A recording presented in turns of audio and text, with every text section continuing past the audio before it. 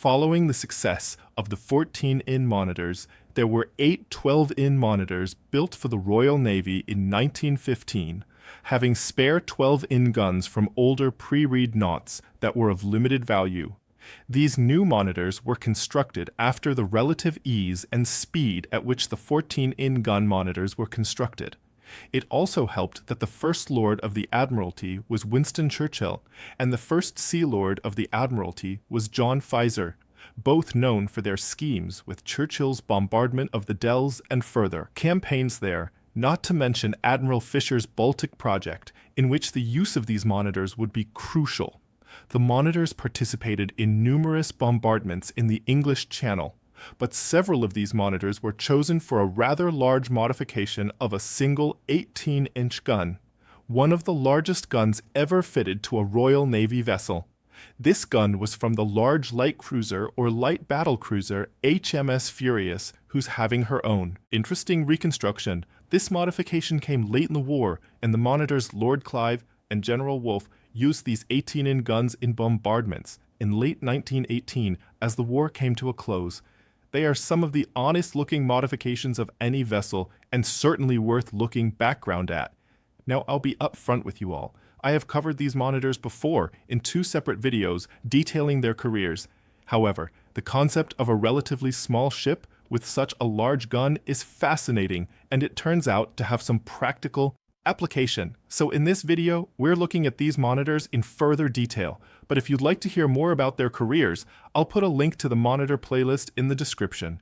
For the sake of this video, we'll start with a description of these rather odd and specialized vessels and why they existed. The idea of a small ship with a big gun and a shallow draft was a concept that can be roughly traced back to the Age of Sail, when British and French forces used bomb vessels at the end of the 17th century to bombard forts at places like Tripoli and Genoa.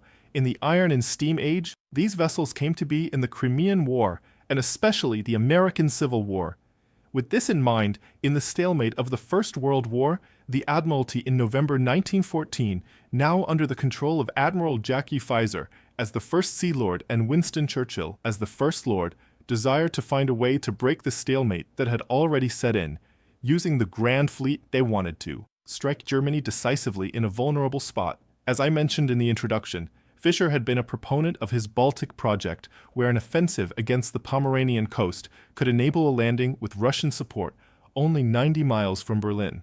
For this to occur, the High Seas Fleet would need to be decisively neutralized. Not only that, the shallow water of the Baltic enabled it to be easily mined, meaning that the big gun battleships with their deep drafts would be at risk in such operations.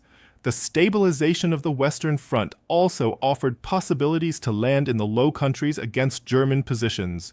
Once the Ottomans entered the war, there were opportunities to open the Dells to get supplies and materials to Russia again. This required the support of big guns, but Britain did not have the ships to effectively and somewhat safely reach the enemy's strong points in strong shore defenses.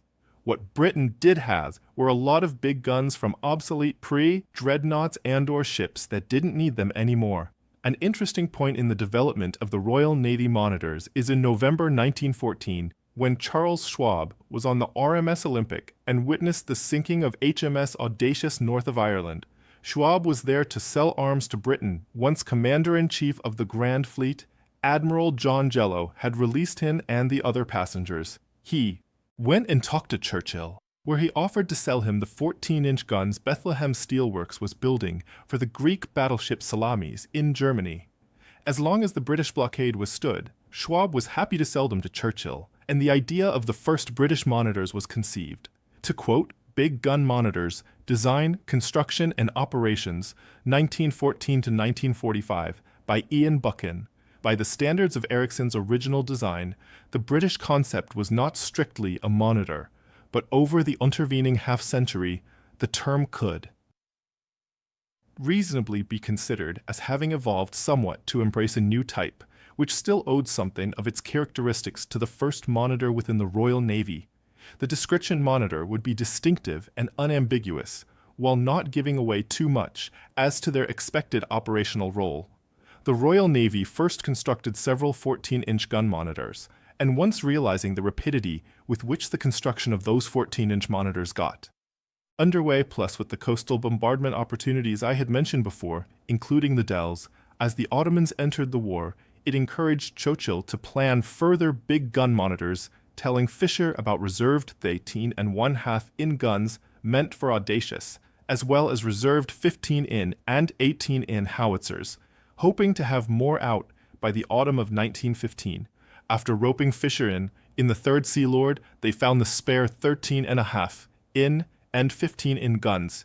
However, they weren't practical, as they were better served with compact guns. Battleships and battlecruisers, another possibility laid open, taking the mountings from existing ships. As many of you know, Britain had a lot of old pre-dreadnoughts who carried 4 12-in guns apiece, and were now of limited value, the oldest of which were the 9 of the Majestic class, designed in 1893, following the relative success of the first monitors, the 14-in monitors. The new 12-in armed ship's design was little changed from the previous 14-in gun monitors, having a draft of 10 feet and 15-ton bulges. If you want to talk about bulges, these are bulges. If you thought the ex-Norwegian coastal defense ships Glatt and Gorgon looked funny, these are awesome. Anyway, it was hoped that the machinery could be diesel, but that type of machinery was still in its infancy, and so not practical. Interestingly enough, the Roberts built in the Second World War was also considered for diesel. Still, for similar reasons, it was not practical, as they needed to get that ship out as quickly as possible. Instead, these 12-in monitors received steam reciprocators, giving them around 2,000 shaft horsepower, with steam provided by 2 boilers, and a top speed a little under 10 knots. Since the armament was 367 tons lighter than the 14-inch guns, the hull could be made slightly narrower, also simplifying the issue of berthing these odd ships, and more important for the crew, the thickness of the sloping armor belt increased from 4-in to 6-in, resulting in a displacement of 5,600 tons as compared to the almost 6,000 tons of the earlier class. As you can see from this picture, the ships were pretty sparse, with only the main battery and a few smaller guns that were added on later. The tripod mast funnel and other fittings on the focal deck, which ran 3/4 of the length of the ship, the F section being open, providing a space to arrange for the stowage of observation planes, making monitors one of the first ships designed from the outset to carry aircraft. The upper deck was open at the sides, containing the galleys and wash places, together with the barbette structure surrounding the ammunition trunk to the turret. The lower were where the coal bunkers and machinery spaces were, magazine spaces, and the accommodation for the crew, which was about 200 men and not exactly roomy. After working out who was going to build the ships, and changes to their machinery to triple expansion engines, the 8 ships of the class began to be laid down, being named for British generals, with the names being, of course, General Wolfe, Sir John Moore, General Crawford, Earl of Peterborough, Prince Rupert, Prince Eugene, Sir Thomas Picton, and Lord Clive. Once in service, their deep load displacement was around 5,850 tons, and they were given anti-aircraft guns, which were the smaller ones seen on their decks, as well as some were given 6-in guns. Something interesting to mention is where the monitors got their guns from. Well, Lord Clive got her guns from the battleship Magnificent and General Wolfe, the battleship Victorious, while the others got them from either HMS Hannibal or HMS Mars. It's impossible to beat Royal Navy naming conventions. 18-inch monitors having served for several years bombarding the Low Countries. Things began to get interesting in December 1917 when General Wolfe, Prince Eugene, and Lord Clive were taken into Portsmouth to take on an 18-inch gun. As you see, the light battlecruiser HMS Furious, originally part of Pfizer Baltic project to whom these 18-inch guns originally belonged, was going through several refits to make her quite the interesting carrier with her multiple flying off points, something I discussed in a weird and wacky ships video. I think Jim Crosley in Monitors of the Royal Navy, How the Fleet Brought the Great Guns to Bear, puts it best. These great guns, the largest ever fitted to British warships, had been built for a new generation of battle cruisers, which were rapidly redesigned as aircraft carriers, making their turrets redundant. Something important to note is the reason for the addition of an 18-inch gun, besides actually testing the thing, where again Crosley gives a succinct explanation of that. The other two found their way onto the monitors with the idea that they might enable a more effective long-range bombardment of Zuga. Originally, these guns were in revolving turrets on. Furious, well, at least one of them was. The other was most likely never fitted due to Furious's flying off platform being fitted. Nevertheless, mounting that platform on a 6,000-ton ship was not practicable without the removal of the 12-in gun and the rearrangement of the machinery. A completely different design was chosen. The whole mount weighing 384 tons, including a 149-ton gun, and it was nearly double when ammunition was on board, presenting even more problems for these little ships' proposals in the summer of 1917 called for the strengthening of the focal deck AB about the funnel to take on the mounting, but leave the existing armament undisturbed, as there was no room for ammunition below decks.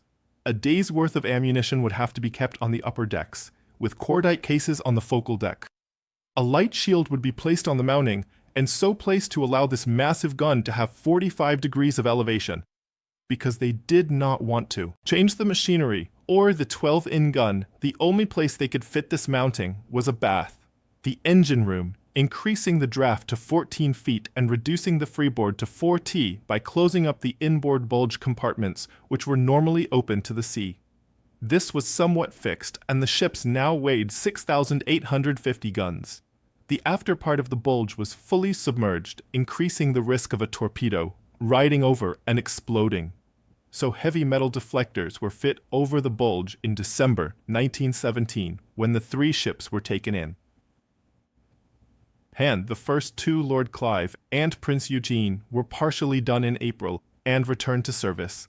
However, General Wolfe didn't return to service until August because she did have her gun in her mounting, unlike Lord Clive and Prince Eugene, who would not receive her gun. After all, the war was over before Prince Eugene could get it. Wolfe's gun was fitted and ready for trials by August 7th off Isle White, and Lord Clive's gun was shipped on September 7th, where Buchan gives an interesting explanation of her appearance. General Wolfe's appearance had been substantially altered. The huge, box-like shield over the 18-inch gun gave rise to the nickname Elephant and Castle for the ship. The closing in of the sides of the upper deck gave the hull a more business-like appearance. The quarterdeck was considerably cramped by an extra boat, a proper stern anchor, and a windlass, and the extension after the focal deck.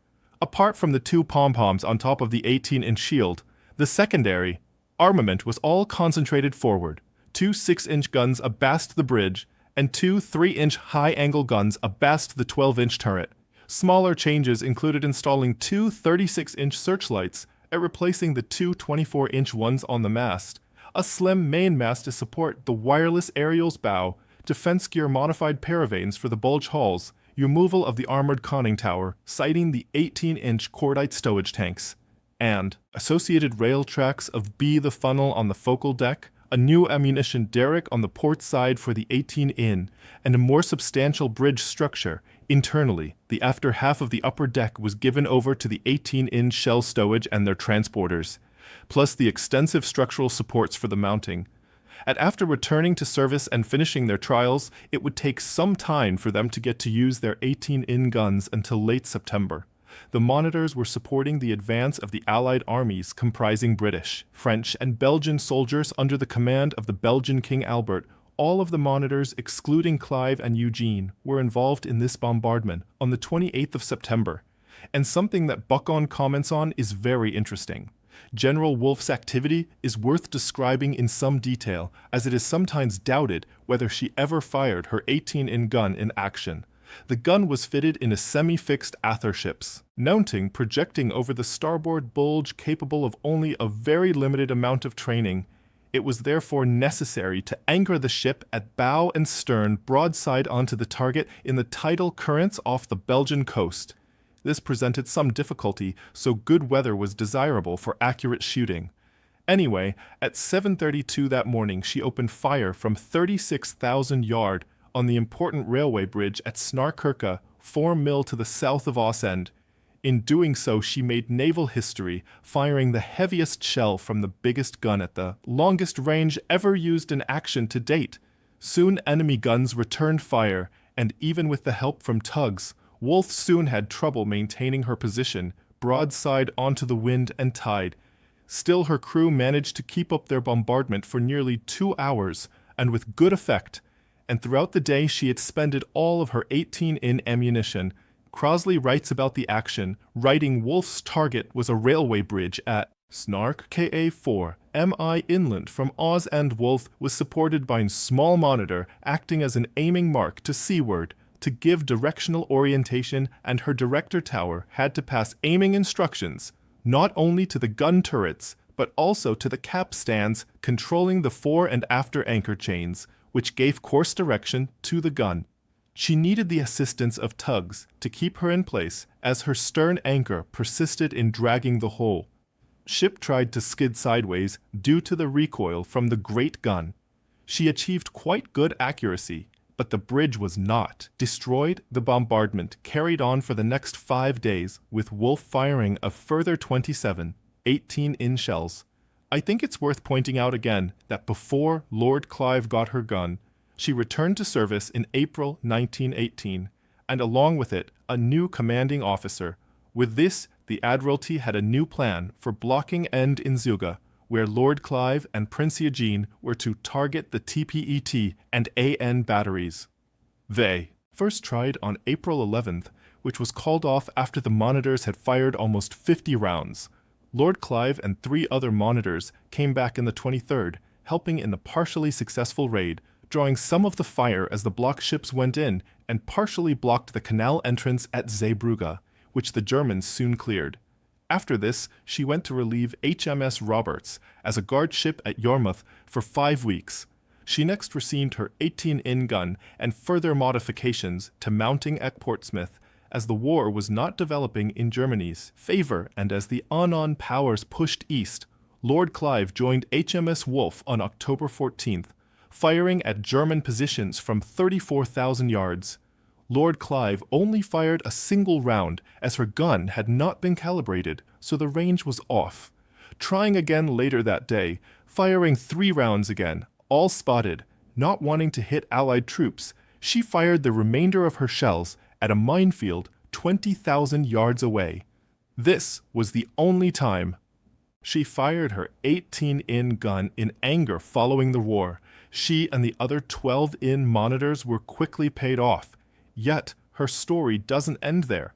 The monitors were going to carry out further bombardments in November, still with the armistice bringing an end to the hostilities.